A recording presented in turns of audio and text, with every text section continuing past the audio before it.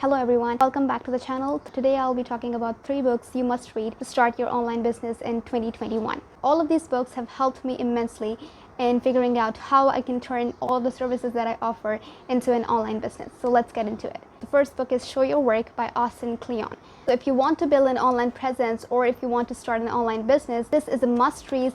This book will not only show you how to overcome the fear of not having any content or not coming up with new ideas, but also it will definitely help you in building and sustaining the business that you have. Back in 2006 and 7, most of us created Facebooks and other social media accounts just to play Restaurant City or Farmville or Pet Society.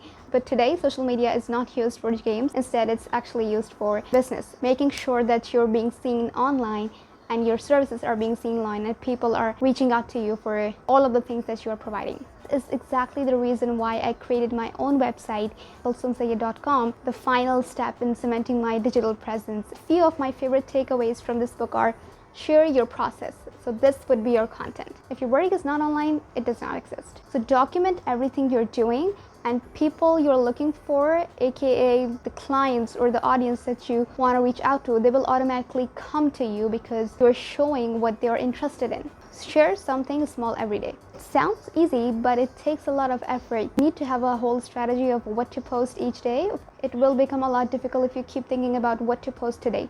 So it's better if you make a content strategy and then you can roll out different things on different days according to the time of the day. If you have a website or you are in the process of making a website, make it as if it's a self-invention machine. It's like a canvas. You can create anything. You can build apps into it. You can integrate so many plugins into it so you can make it usable. And eventually you will end up making a community if you are consistent with what you're doing. Teach what you know. This is a part of what I do. So I know a little bit more about languages than most people that I meet.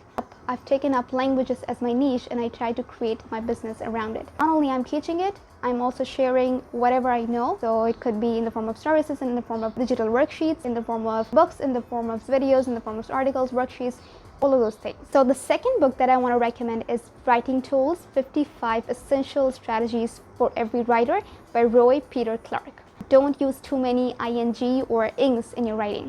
Prefer simple writing to technical writing. Always go for the short sentences instead of long sentences. It's okay to have long sentences in the middle. Break long write-ups into short write-ups. What to cut instantly from the write-ups? First of all, adverbs. What kind of adverbs? Adverbs that just are used for intensifying rather than modifying. For example, just, rather, certainly, etc. Number second is prepositional phrases that repeat the obvious. Example, in the story, in the movie. Number 3, cut phrases that grow on verbs. For example, seems to, should have to, tends to. And lastly, abstract nouns contains action verbs. For example, consideration will become consider, judgment will become judge. The 5th tip that really helped me in my writing from this book was how to use examples and how to write examples. So the author of this book said that the number of examples you use in a sentence has a meaning. And number 3 is the ultimate power number you can use for examples.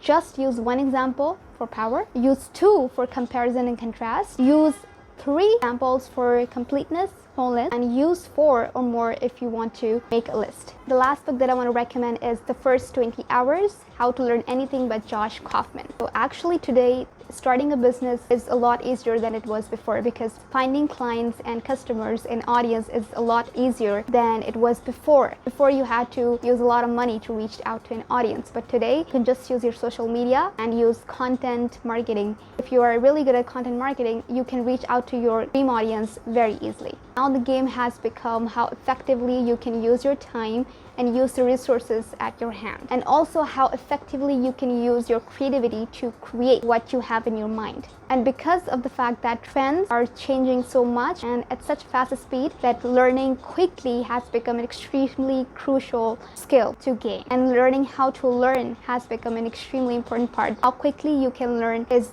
massively impacting your professional careers year by year. This is the reason why I recommend this book, because it has the strategies to tell you how to learn quickly and how to find out whether you can learn this thing or not. So here are a few essential takeaways.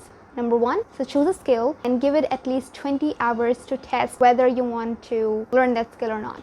But 20 hours is a must. Break that skill into tiny parts. Learn the basics of that skill by heart. Why this limit of 20 hours? Basically, if you have been doing something for at least 20 hours, by the time you are done, you would actually know whether you can keep going with this thing or not, because you would have mastered basic skills in these 20 hours, and you would know, okay, how you're feeling about this, how you're feeling about the process. Do you think that you can keep going on with this skill or not? So for example, if I get into coding, and by the end of 20 hours I would know, okay, you know what, this thing is not working out. I've invested actually 20 hours into it, and still I'm not feeling really satisfied with the journey and the process. So in conclusion, online presence, writing skills, and learning how to learn, or a strategy of learning that will fit your mind and your ability, will help you in starting a business. So that's it for today. If you like this video, give it a thumbs up. If you want to work on your spoken English language skills, you can head on to my website. The link is down below. See you in the next video.